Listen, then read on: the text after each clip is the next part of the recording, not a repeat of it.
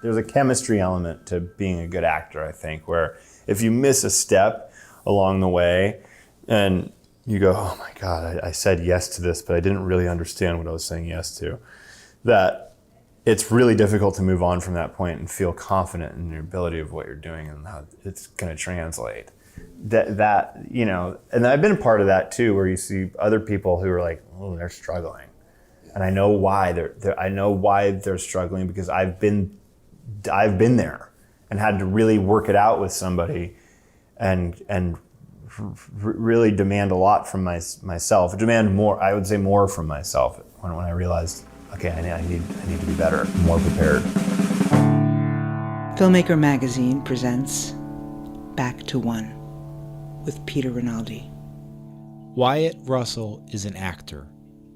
He sat down with me on the Upper West Side of Manhattan to talk about the work. Do you have steps that you take when you first get a script to begin to prepare for a role?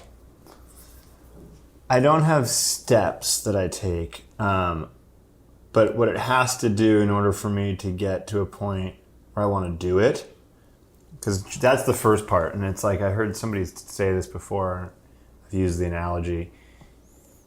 You're going down a river and you're in your raft and you got your paddle and you kind of paddle over to this section over here, and that's a script. And there's a script over on a rock. Let's just say a story. You paddle over there and you look at the story and you wait. There's a whirlpool and you kind of go around it, and if you don't feel it after a while, you kind of just like paddle out and paddle to the next spot in the river. So that's the first step for me, is going and saying, do I want to spend enough time in this character and in this story for me to spend months of my life doing it? And you only ever get to do, if you're lucky, 50 movies in your life? 60, I mean, depending. Right. So every time you do something, you do it, and you do it to the best of your ability, and you do it well, and you give your all. So in order to do that, my first step would be, I have to feel it. Viscerally. I just have to feel that I like the world, the character, I just have to feel it. Inexplicably, I can't put a reason why. I need to jump in here because I want to know this. Is part of that also feeling if you are literally right for it? 100%. Like, because your agent might think you're right for it. 100%. The person who wrote it, who literally sent it to you, might think you're right for it. But do you have to? Is that part of it? That's that's the biggest things that actors, when you reach a certain point, because there's some point where it's like you just get something and do it the best that you can.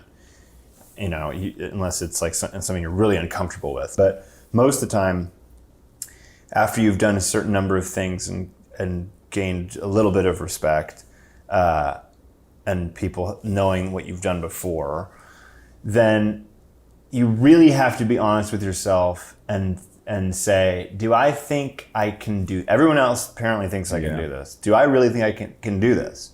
And there's been things where I thought, I just don't know if I can do it. I don't know if I can do what you're looking for. I have my own version of it, but I don't think the version of what I'm gonna do is the version that you want. And so you have to be honest with yourself and know that. And then there's other times where you have that question and you recite the lines to yourself. Maybe it's with an accent that you're not comfortable with or haven't done before, and you have to make that leap and go, no, I think I have to be able to pull this off. If I want to do the things that I want to do, I gotta go for it. Risk looking like an idiot. So yes, that's a very important part of the process of even getting to the point where they're all building blocks in my. It's like there's a chemistry element to being a good actor, I think, where if you miss a step along the way and you go, oh my God, I said yes to this, but I didn't really understand what I was saying yes to, that it's really difficult to move on from that point and feel confident in your ability of what you're doing and how it's going to translate. And I've been a part of that too, where you see other people who are like, oh, they're struggling. Yeah. And I know why they're struggling, because I've been there and had to really work it out with somebody, and really demand a lot from myself. Demand more, I would say more from myself when I realized, okay, I need to be better, more prepared. I do feel that really knowing your lines, specifically at time for specific movies, is a really important, super important thing. You've got to know your lines backwards and forwards to be able to emote, like boom, off the cuff, and also to make it feel like I don't know what I'm going to say next. Sometimes, for some characters that I've done, I don't want to know what I'm going to say next. Yeah. So I'll learn my lines kind of, Mm-hmm. and then I'll go through them kind of, and I'll do the rehearsal, and I'll know them ish. And then when it gets down to the action, sometimes I don't know my line, and I'll think about it, and I'm looking, and I'm trying to think about what I'm going to say next, and that was a great moment that I loved in that show. Yeah. Seeing you do. And so exactly, Yeah. and because it's an honest way Right. of coming about an idea or a thought. But that doesn't work for every character, Right. obviously. It doesn't work for every. And how do you make scenario. that judgment? Like, is that comedy, or is that something where there's a little bit of lightness to it, or is that? No, I don't think it's genre specific. I think it's character specific and scenario specific, where the scenario dictates, in my view, everything.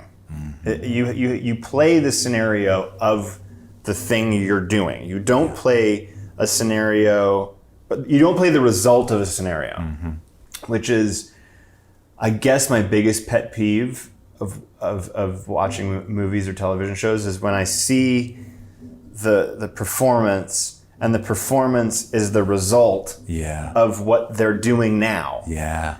Do you know what I mean? Yes. So I don't like that. Yes. And that is, someone reads the whole script and you dive way too deep into it. Yeah.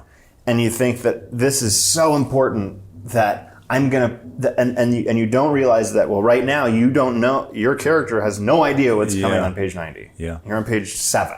Yeah. So don't play the result of what happens on Yes. page 90. Just play what's happening now. Yes. And that's really important for me to remember. And also, so there are going to be times in certain things where the character just doesn't know what they're going to say next. Yeah. And then it just comes out. And there's times where you're making big, long speeches. Yeah. And that you nail it, you know, Yeah. word perfect. Yeah. But it's a mix.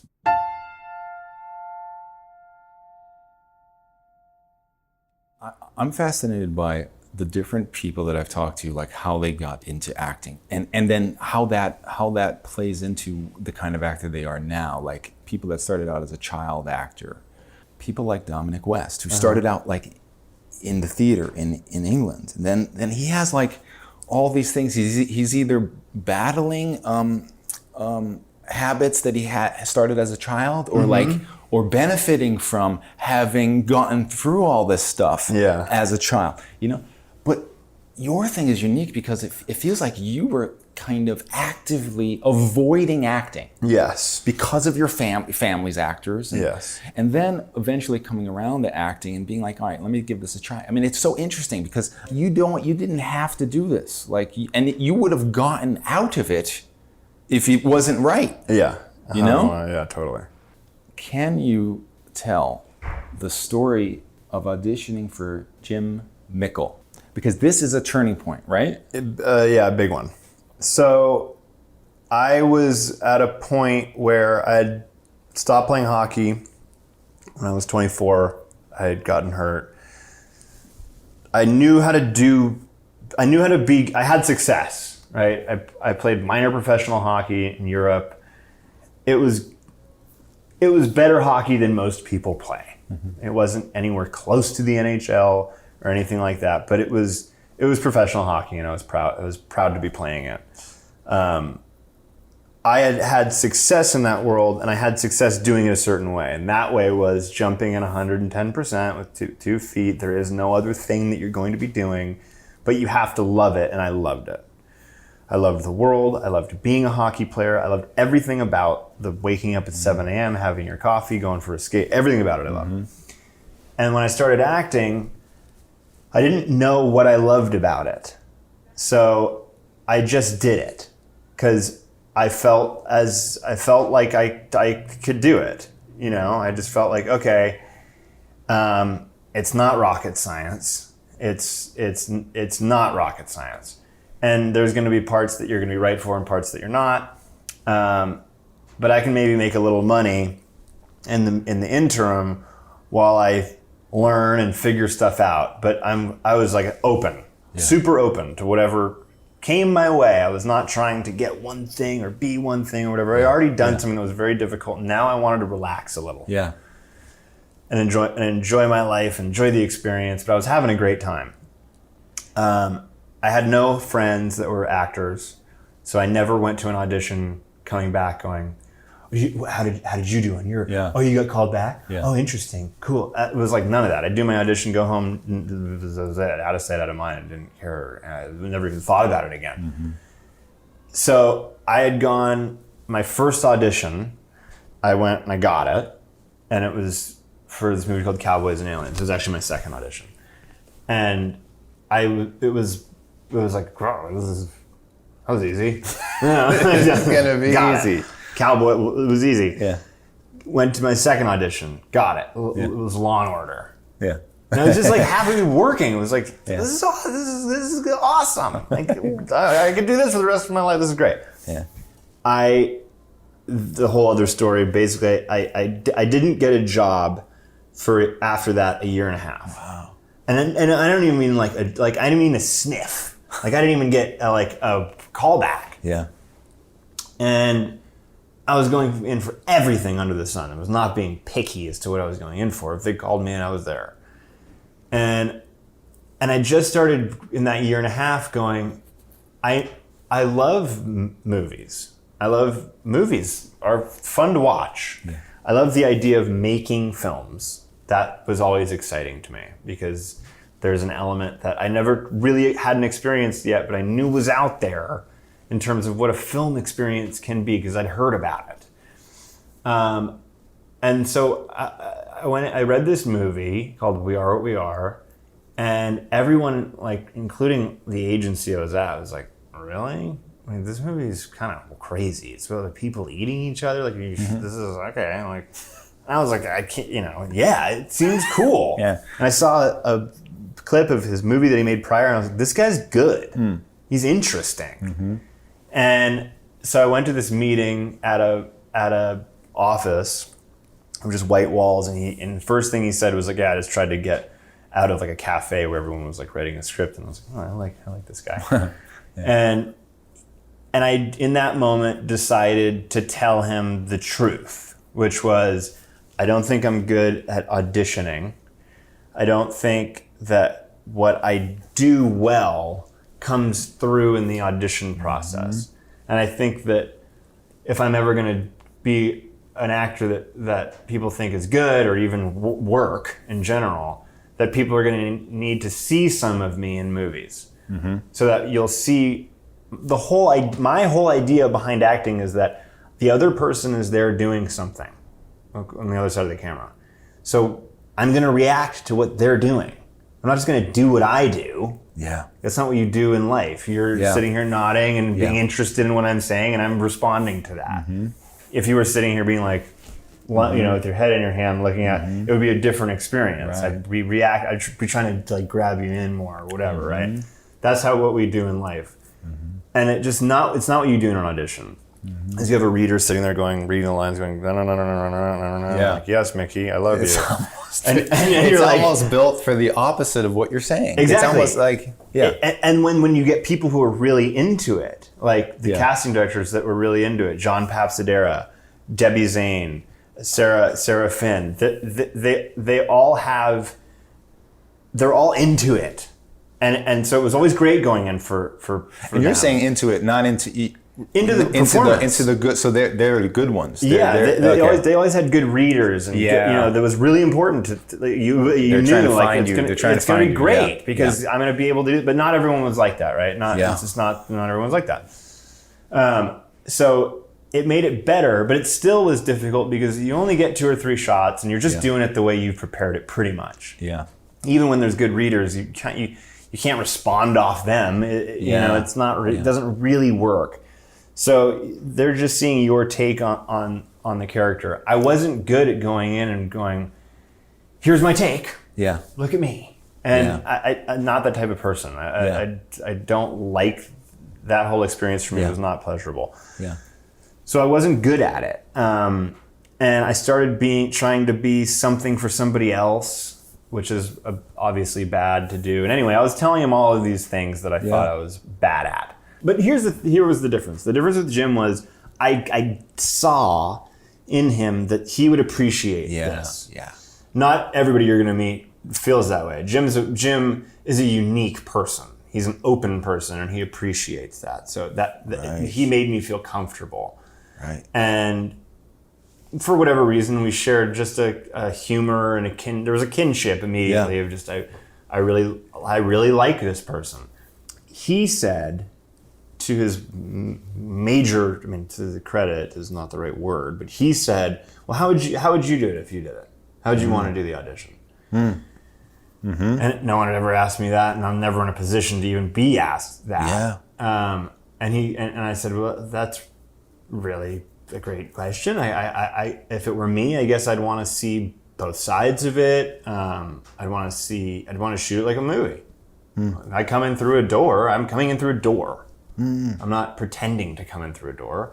If in the scene I was getting my feet washed and I had like a bucket. There's a bucket there. You want your damn feet washed if you're in an audition. Make it feel like I'm, at least work with me or work with the person and make them feel like they're valued in some way. Right. And you're seeing more than just what meets the eye. Right. Because there's subtlety in a look.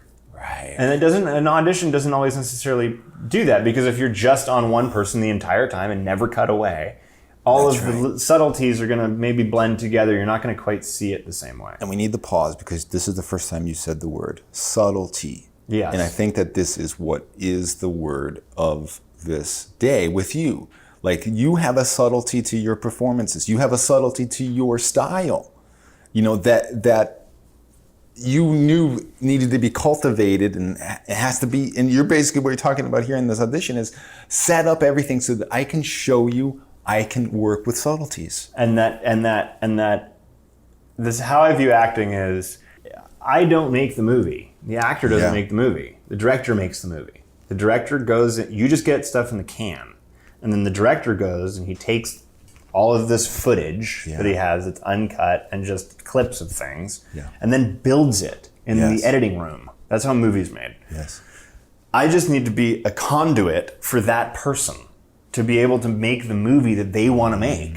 That's all I'm doing. I'm not. I've become much better now at being able to help that process. But that's what I meant by, I want to. If I didn't do it my way, I would have never been able to cultivate that part of myself in acting. Where I couldn't have been able to help Jim in the way he needed to be helped, and I think he probably saw some of that. Where this guy will be able to help me. Yeah. Meaning, like with knowing where to shoot a look, knowing when to shoot a look, knowing when to, just little bits of things that will help the filmmaker make the movie in the editing room. Yeah. And so we met for about 2 or 3 hours, which was long. And when I left, he said to his manager, he's like, well, I hope he can act because I like him as a person.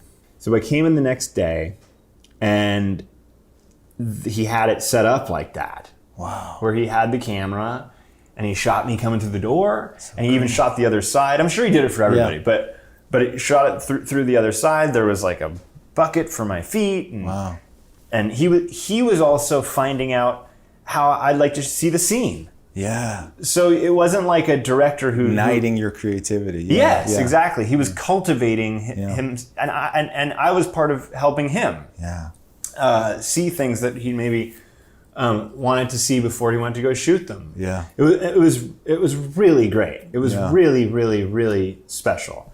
Anyway, I got the part. Yeah.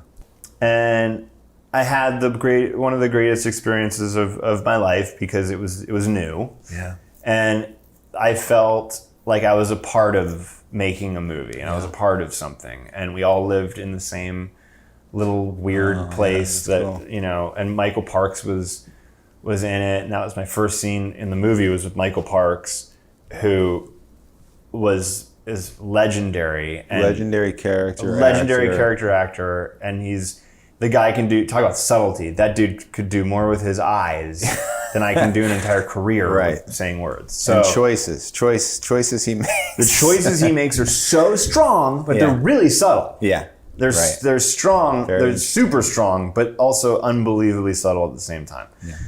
So I was, and that was a funny story with him. I was rehearsing.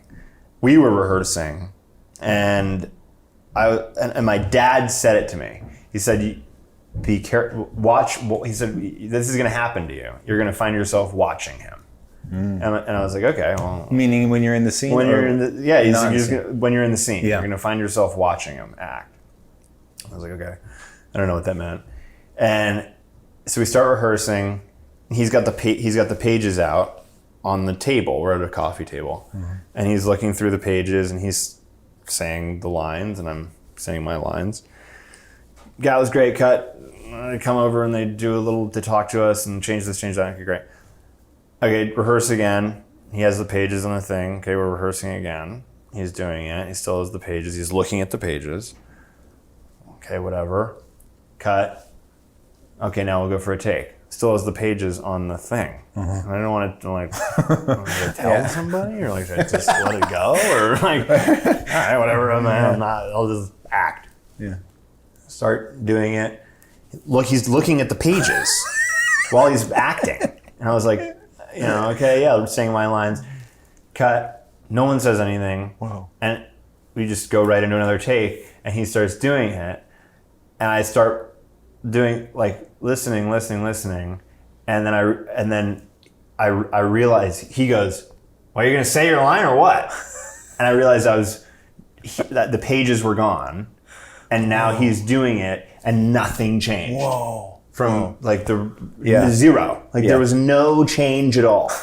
Because usually when an actor rehearses and then you hear the clap go, it's a little bit of a the butt tightens a little bit, and you're going to start giving. It's a little bit different. It doesn't mean it's bad. It just means it's a little different. Yeah. Nothing, zero, nada, zero. It was like nothing happened, and I really was like, oh my god, I got caught watching him, and that's how good he was, and it made me be like, okay, that's really special, and that's something I'd like to work towards in my life. So I had those experiences on this movie, and it was all because of Jim and Linda Moran, his partner, and it was just like this super special experience. And I did another movie with him where I played Sam Shepard's son in Cold in July. I had another amazing experience just being around those people. I was only there for like a week, but in movie time, that's sort of like 3 weeks. You're around people every day, all the time. It was just really, it was a really special experience. They're special people. It's something I'll never forget. I hope I get to work with them again in the future. They're just special people to me. And he allowed me to be me. Yeah. He was the first person who really saw me, and he allowed me to be me and directed me in a way that he was directing me. He wasn't trying to make me something else. Yeah, that was my first experience, which led me to then feel like I'm doing it right. Yeah. I'm on the right path. Yeah. It's just going to take time. Right. Just take your time. Yes. Slow down. Everybody goes slow down. Yeah.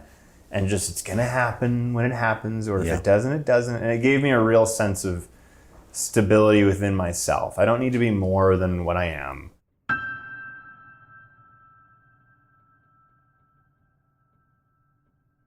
Lodge 49. It took me a while to tune myself to the show. I've been detuned with other things, stakes-driven shit. Like, I was like, oh wait, I love this stuff. Like nobody has the balls to do this stuff. Yeah, well, to that, which I think is really worth saying, is AMC gets a lot of credit for that. Because when I read it, I was like, there's no way they're going to put this on the air. How are you going to sell this show? Yeah. Good luck, selling the show. Yeah. I don't know how I'd categorize it. And they leaned into, especially this year, it's been great. They leaned into the miscategorization of the show, and how the show Smart. can be many different things. It's really super smart. Yeah. And I feel very lucky, but which I feel like people don't say a lot about their network. Truthfully, honestly, really, they have been so wonderful to work for. That I can't even.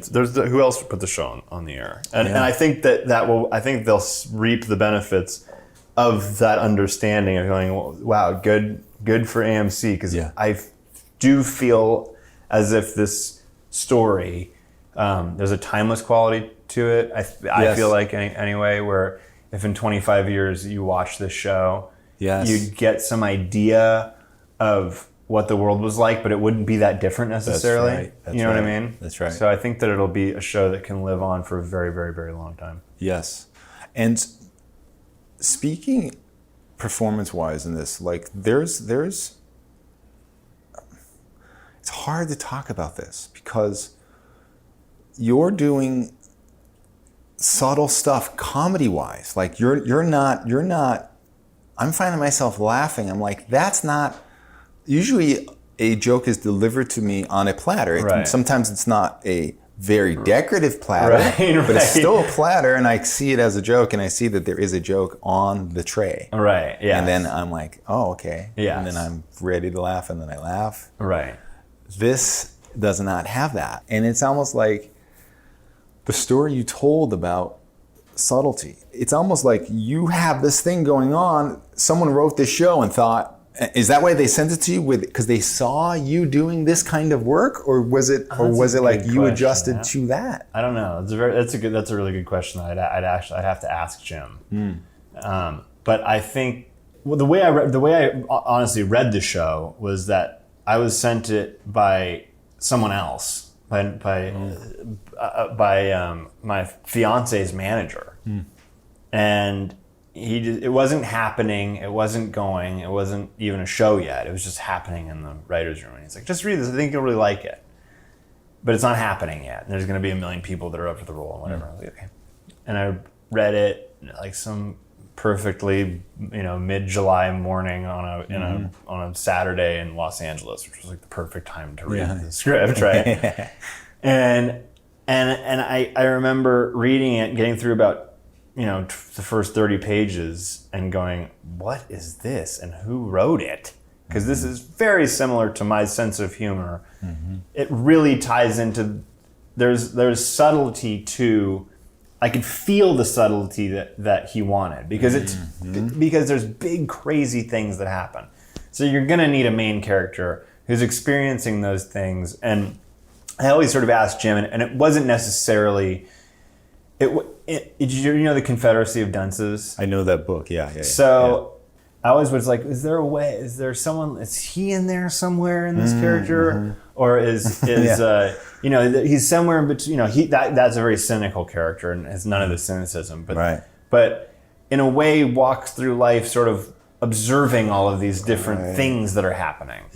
And so I kind of started seeing different characters in Dud, and understanding that what they want is someone who can observe things. You as the audience will absorb them through Dud. Yes.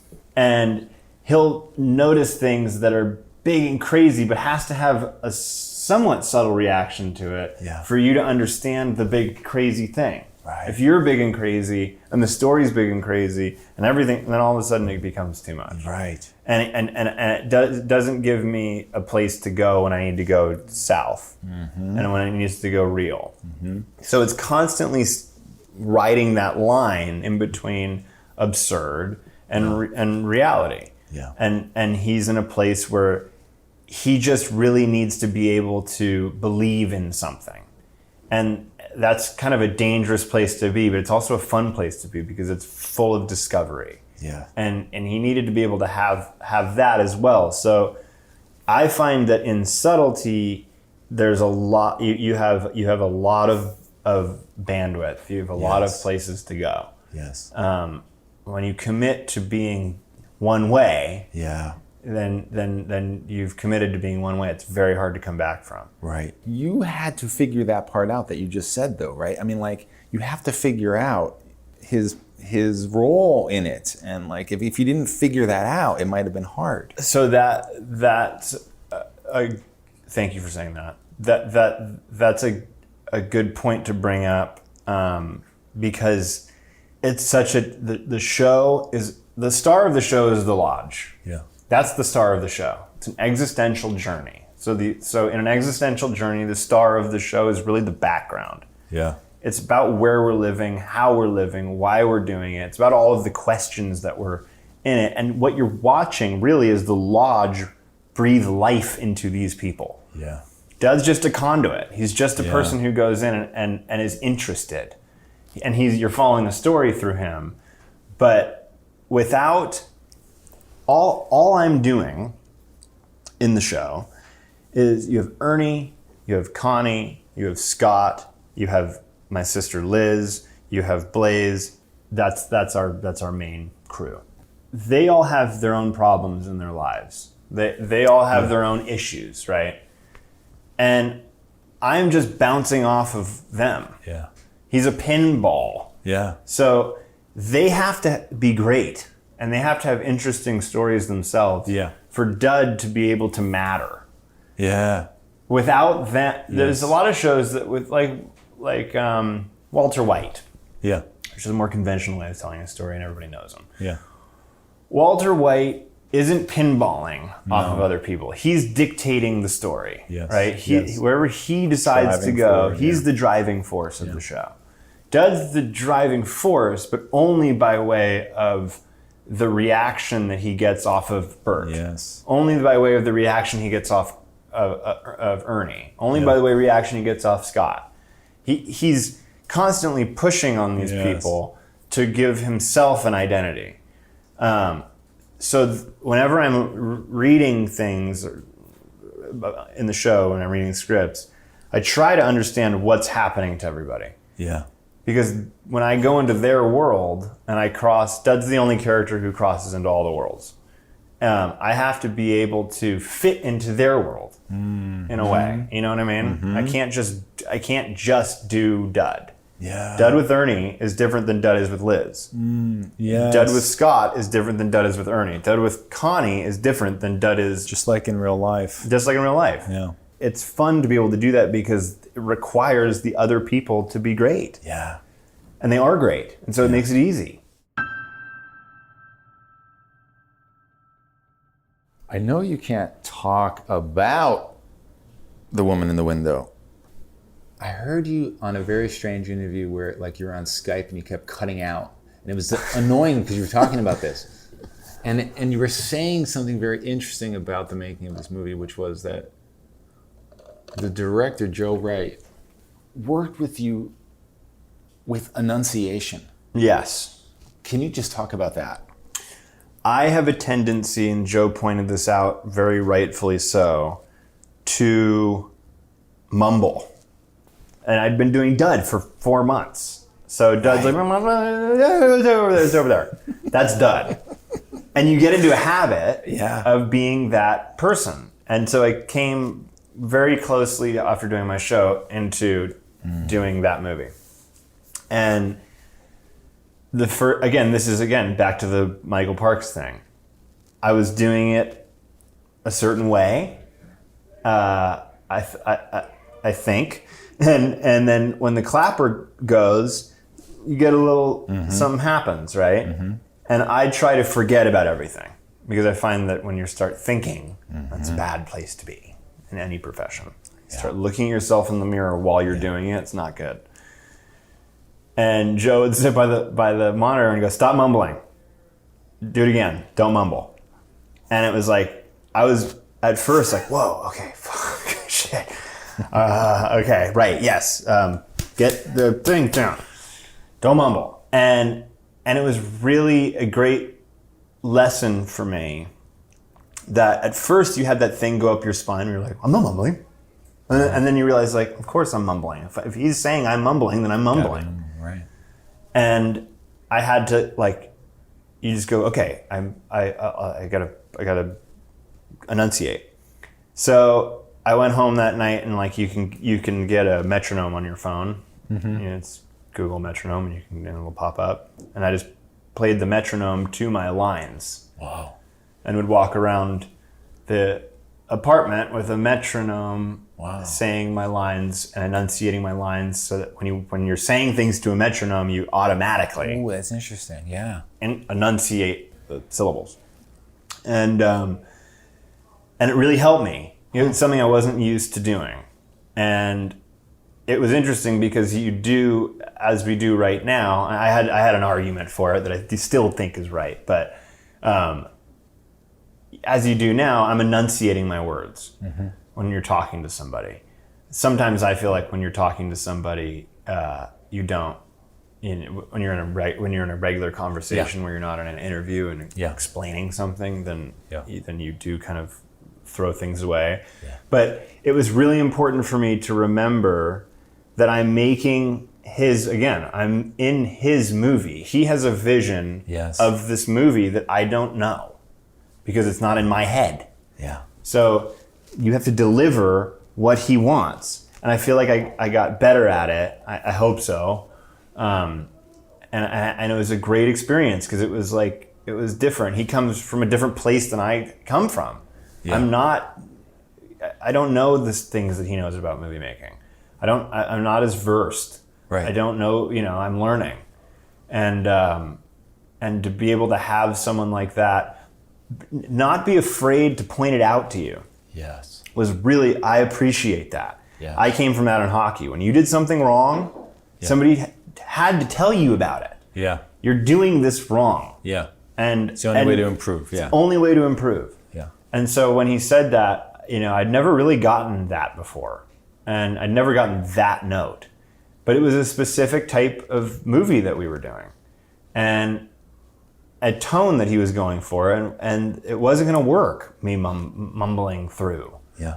And I really, really, obviously he would have said anything anyway. He would have said something for sure, but I was really appreciative that he said that. I took it as a learning experience. It was important. It was important that I hear that because I'm not hearing it back right away. Yeah. It was great. I was really happy that happened. And, I think we should say now that trust is important. You just trusting him, like you're saying, you're part of his movie. Trusting the director and not battling against that thing, saying I'm not mumbling, or that's the way that's the way the character talks. Right. Deal with especially when you're playing a part like I was playing. Right. It's different when you're the lead. We will find out what that is, what you mean by that. Yes, you will find out what I mean by that. But it's different when you're the lead of something. It's different. Right. Because my energy is dictating things, and there's a different dynamic. You have a different dynamic on set. You're around all the time. It's a different dynamic. When you're coming in doing what I was doing, your job is to be part of the wheel. You add and you help and you throw out ideas and things like that. But when it comes to things like that where that's tonally specific, you just do it. Yeah. Just do it that way. Give it the best that you can. It might not be perfect, and at the end of the day, it won't be perfect, but it'll be better than if you just think that what you're doing is right. Yes. Will you come back on the show? I would love to. I'd like that. Wyatt Russell, thank you. Thank you very much. Back to One is a production of Filmmaker Magazine, which is a publication of IFP, the Independent Filmmaker Project. Listen to back episodes of this podcast at filmmakermagazine.com or wherever you get your podcasts.